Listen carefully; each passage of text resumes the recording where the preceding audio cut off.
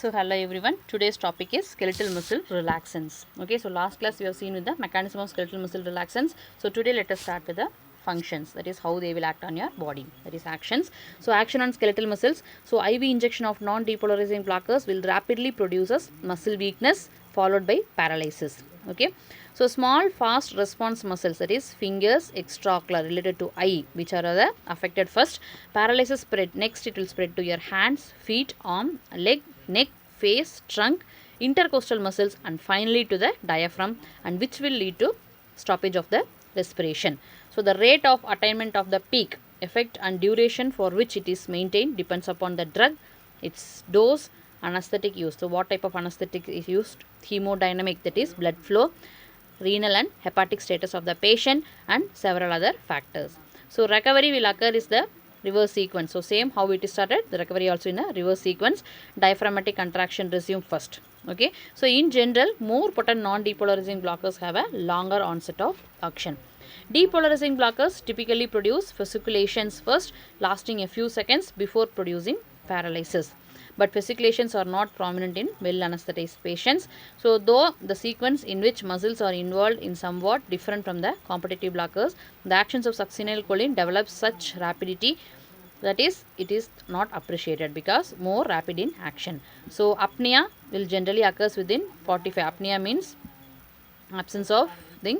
So in 45 to 90 seconds, but last only for 2 to 5 minutes. So the recovery is also very rapid. Apnea means that is a absence of respiration. Okay, so autonomic ganglia, receptors in the autonomic ganglia are nicotinic in nature. So competitive neuromuscular blockers will produce some degree of ganglionic blockage. So D-tuberculare has the maximum propensity or intensity in this regard, while the newer drugs vecuronium are partially devoid of it. So succinylcholine may cause ganglionic stimulation by its agonist action on nicotinic receptors. Next is the histamine release. D-tuberculare release histamine from the mast cells.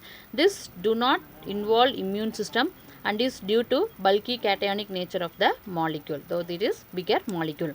So histamine release contributes to the hypotension produced by D-tuberculare, flushing, bronchospasm, and increased respiratory secretions or other effects. So intradermal injection of D-tuberculare produce as wheal. Wheal means redness of your skin, similar to that of produced by injecting histamine. So heparin may also be simultaneously released from the mast cells. CVS, D-tuberculare produces significant reduction in BP. This is due to ganglionic blockage, histamine release, and reduced venous return, which will lead to a result of paralysis of your limb and respiratory muscles. So heart rate may increase due to vagal ganglionic blockage. So cardiovascular effects of succinylcholine are variable. So generally bradycardia, that is reduction in heart rate, occurs initially due to activation of vagal ganglia followed by tachycardia and rise in blood pressure due to stimulation of the sympathetic ganglia. So blood pressure occasionally falls on account of its muscarinic action causing vasodilation.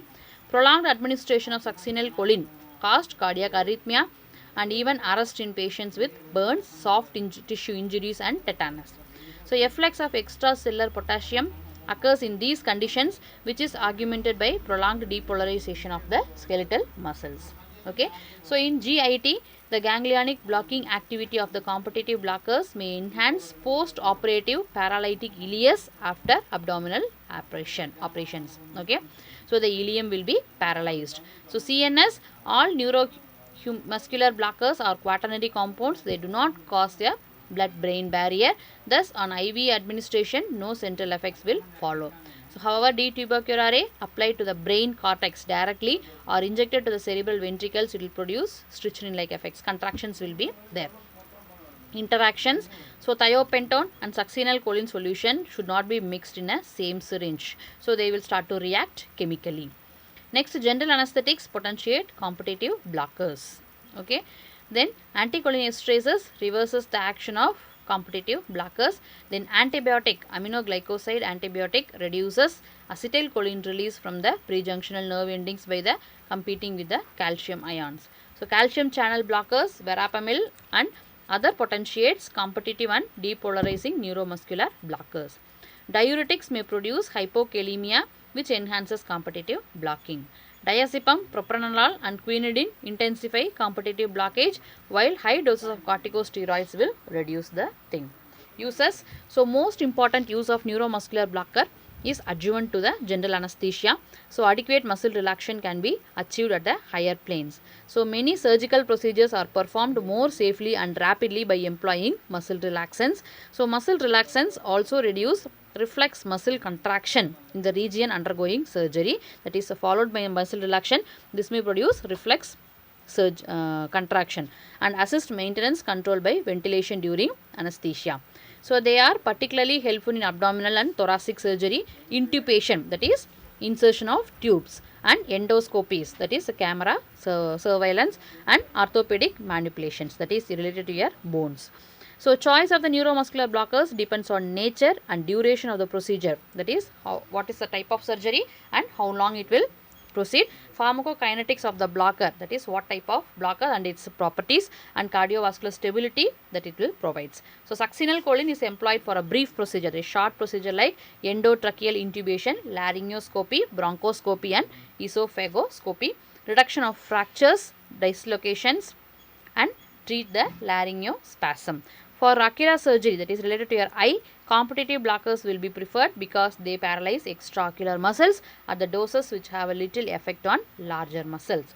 So other factors which should be considered in selecting the relaxants are onset of action, that is how immediately it will act, duration of the blockage required, how long you need the blockage, cardiovascular effects of the drug, as well as patient's hepatic, renal and hemodynamic status. Okay, so with this we can wind up our topic today. So remaining we can see in the next class. Take care. Bye bye.